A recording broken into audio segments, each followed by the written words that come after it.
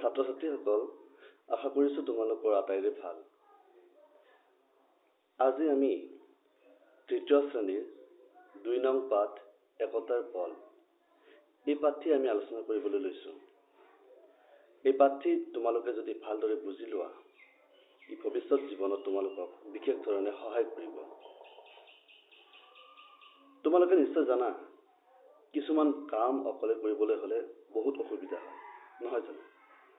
কিন্তু সেই কামটোত যদি আন কোনোৱে সহায় কৰি দিয়ে, তেতিয়া কি হয়? সহজ হয়। কিন্তু আমি যদি আনৰ লগত বা ঘৰৰ যিকোনো সদস্যৰ মাজত মিলা প্ৰীতি নাথাকে, হাই কাজিয়া কৰোঁ, তেন্তে জানো আনৰ সহায় পাম? তেতিয়া আমি আমাৰ জীৱনটোত আমি কৰিবলগীয়া কামবিলাক যথেষ্ট কষ্টৰ মাজেৰে কৰিবলগীয়া হ'ব। তেনেধৰণৰ এটা বাৰ্তাৰে এই একতাৰ বল পাঠটি তোমালোকৰ মাজলৈ আগবঢ়াই নিবলৈ বিচাৰিছোঁ। তোমালোকে মোৰ লগে লগেই পাঠটিত থকা শাৰীবোৰ একেলগে চাই যাবা।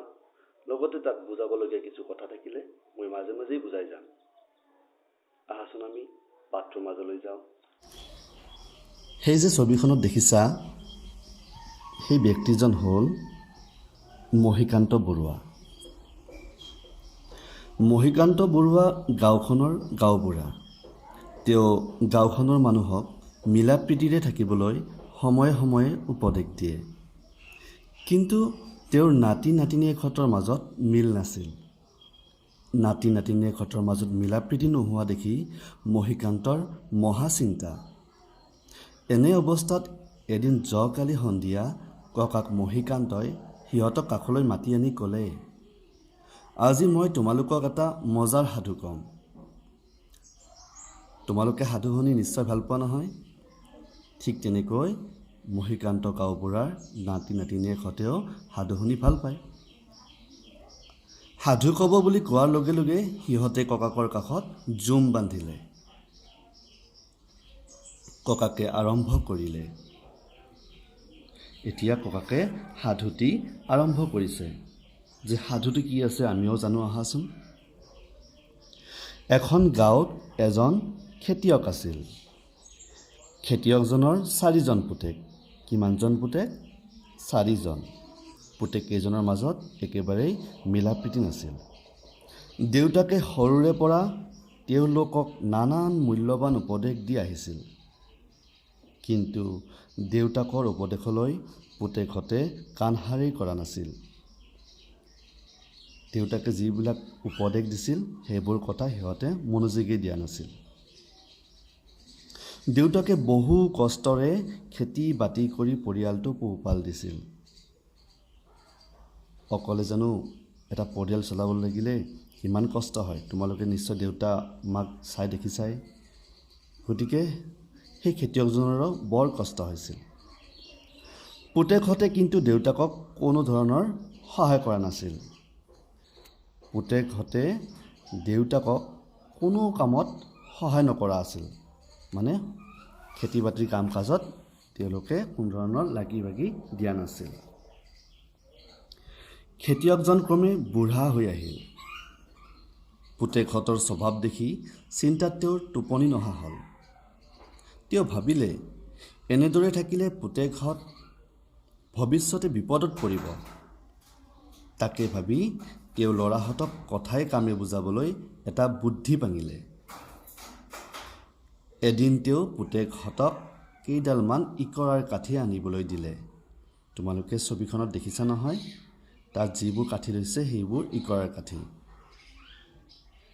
দেউতাকৰ কথামতে পুতেকহঁতে ইকৰাৰ কাঠি কেইডালমান আনিলে। তেতিয়া দেউতাকে প্ৰত্যেককে একোডালকৈ কাঠি ভাঙিবলৈ দিলে। যে সকলোকে এডাল এডালকৈ কাঠি ভাঙিবলৈ দিলে। চাৰিওজনে সেই কাঠি অনায়াসে ভাঙিলে। এডাল এডাল কাঠি ভাঙিবলৈ জানো টান হ'ব? সকলোৱে পাৰিছে ভাঙিবলৈ। এইবাৰ দেউতাকে কাঠিবোৰ মুঠা বান্ধি পুতেকহঁতক এজন এজনকৈ ভাঙিবলৈ দিলে। তেওঁলোকে প্ৰত্যেকে মুঠাটো ভাঙিবলৈ চেষ্টা কৰিলে, কিন্তু বহু চেষ্টাৰ মূৰতো কোনো এজনেও কাঠিৰ মুঠাটো ভাঙিব নোৱাৰিলে। তেতিয়া দেউতাকে চাৰিওজন পুতেকক কাষলৈ মাতি আনি ক'লে, এতিয়া বুজিলানে বোপাইহঁত? তোমালোক আটায়ে একোডালকৈ কাঠি দিওঁতে সহজে ভাঙিব পাৰিলা, কিন্তু গোটেইকেইডাল কাঠি মুঠা বান্ধি দিওঁতে ভঙাত সফল হ'ব নোৱাৰিলা। ঠিক তেনেদৰে একেলগে মিলা প্ৰীতিৰে চলিলে কোনেও তোমালোকৰ একো হানি বিঘিনি ঘটাব নোৱাৰে। খেতি বাতি বেপাৰ বাণিজ্যতো সফল হ'ব পাৰিবা হওক। এতিয়াৰে পৰা তোমালোকে সকলো কাম কাজ একেলগে কৰিবা। প্ৰত্যেকে ঘৰৰ প্ৰতিজন সদস্যৰ দিহা পৰামৰ্শ লৈ কাম কাজ কৰিলে সফল নোহোৱাৰ কাৰণ নাই। সকলো কামকে লগে ভাগে আনন্দৰে কৰাৰ চেষ্টা কৰিবা।